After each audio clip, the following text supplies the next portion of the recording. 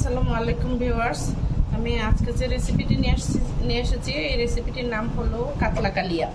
কাতলা কালিয়া রান্না করতে আমার যা যা ইনগ্রেডিয়েন্টস লাগবে আমি একে একে বলে দিচ্ছি। এখানে কাতলা মাছ নিয়েছি আমি, তারপরে হলো গিয়ে এখানে গোলমরিচের গুঁড়া, কালো জিরা, তারপরে পেঁয়াজের বেরেস্তা, সিসামি বা ভাজা তিল, পেঁয়াজের পেস্ট, ঘি, আদা এবং রসুন, কয়েকটা কাঁচামরিচ সহ একসাথে পেস্ট করা, একটু হলুদ গুঁড়ো, একটু ধনে গুঁড়ো, তারপরে লেমন জুস, চিলি ফ্লেক্স, লবণ, আর এখানে আছে একটু রাঁধুনি মাছের মশলা। এই ইনগ্রিডিয়েন্টসগুলো দিয়ে আমি আজকে কাতলা কালিয়া রান্না করব।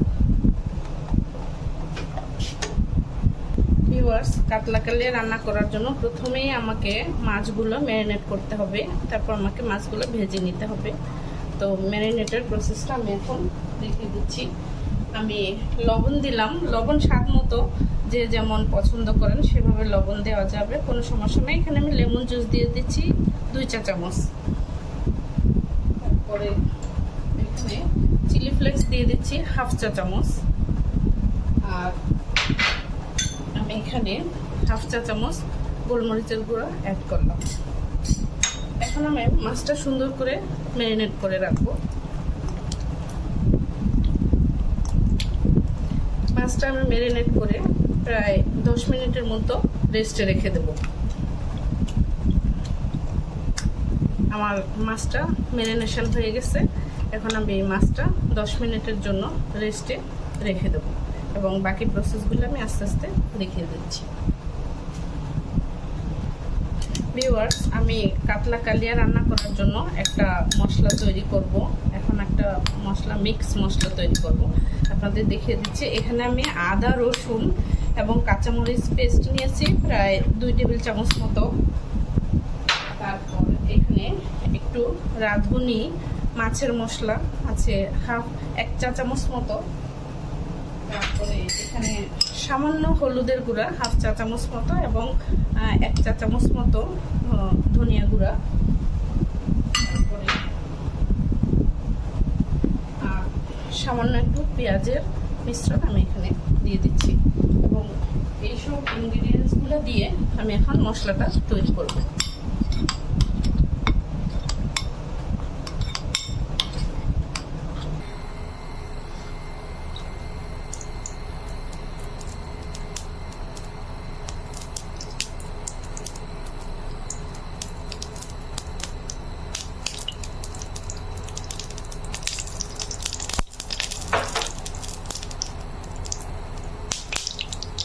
ভিউয়ার্স, আমার মাছগুলো প্রায় 10 মিনিট রেস্টে রাখা হয়ে গেছে। এখন আমি মাছগুলো ভেজে নেব। তবে এখানে আমি আপনাদেরকে একটা টিপস বলে দিচ্ছি।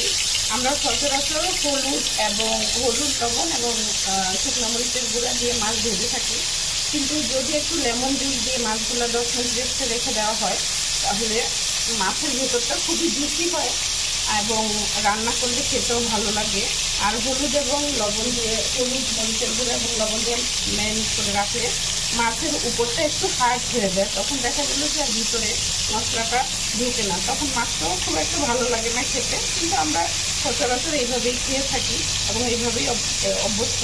তবে আমার আজকের রেসিপি দেখে লেমন জুস, একটু গোলমরিচের গুঁড়া এবং চিলি ফ্লেক্স, লবণ দিয়ে ম্যারিনেট করে 10 মিনিট রেখে ঘরে রান্না করে দেখবেন যে একটু অন্যরকম লাগবে, একটু স্বাদের ভিন্নতা পাবেন আপনারা এই রান্নার মধ্যে। তো এখন আমি মাছগুলো ভেজে নিচ্ছি, তারপরে আমি আবার রান্না করব। ভিউয়ার্স, আমার মাছগুলো ভাজা হয়ে গেছে। আমি এখন মাছগুলো উঠিয়ে নেব এবং আমি চলে যাব মূল রান্নায়।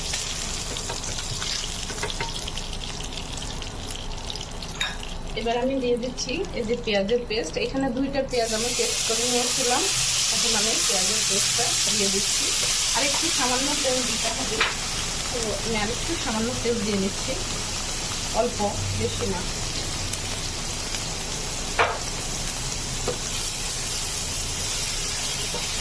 একটু পেঁয়াজটা ভাজা ভাজা হয়ে আসলে অল্প একটু পরে আমি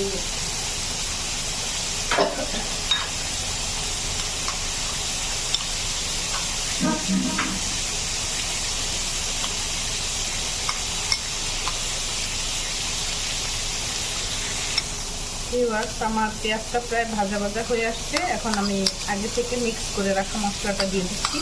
এই মশলাটা দিয়ে আমাকে কিছুক্ষণ ভাজতে হবে, একটু কষিয়ে নিতে হবে মশলাটা। তা আমি এখন মশলাটা কষিয়ে নেব।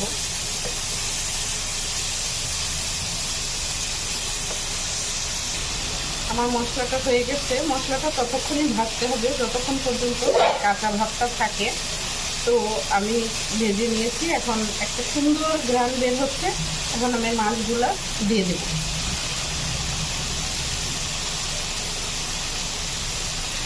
মাছগুলো দিয়ে দিচ্ছি।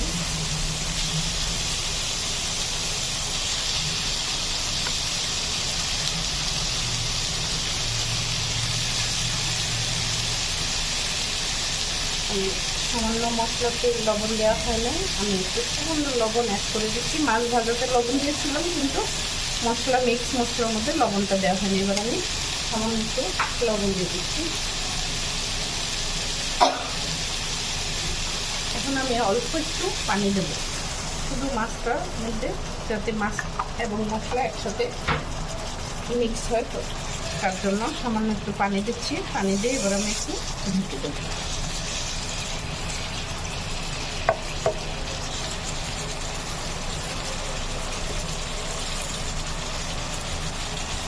এবার অল্প কিছুক্ষণ ঢেকে রান্না করব।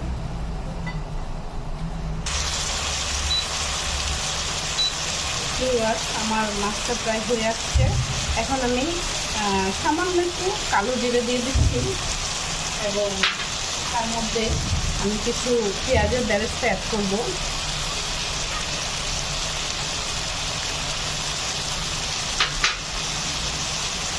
এবং এখানে কিছু সিসামি বা ভাজা তিল দিয়ে দিলাম। এটা একটু বাড়তি স্বাদের জন্য দিয়ে দিচ্ছি এবং দেখতেও সুন্দর। আর সবশেষে আমি একটু ঘি অ্যাড করে দিচ্ছি।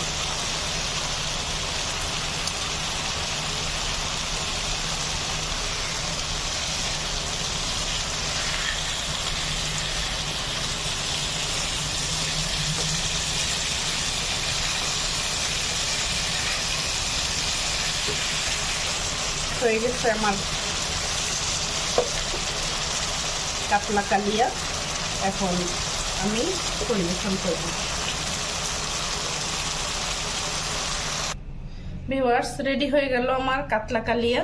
তো আশা করি আপনারা সবাই বাসায় ট্রাই করবেন এবং এখানে বেশ সুন্দর একটা ঘ্রাণ আসতেছে। আশা করি ভালো লাগবে। তো আপনারা যখন নিজেরা রান্না করে খাবেন তখন আশা করি আমার মতো করে আমার রেসিপি দেখে রান্না করলে ইনশাল্লাহ স্বাদ হবে এবং ভালো লাগবে। তো ট্রাই করবেন এবং ট্রাই করার পরে আমাকে কমেন্টে জানাবেন যে কেমন লাগলো আজকের আমার কাতলা কালিয়া। আসসালামু আলাইকুম।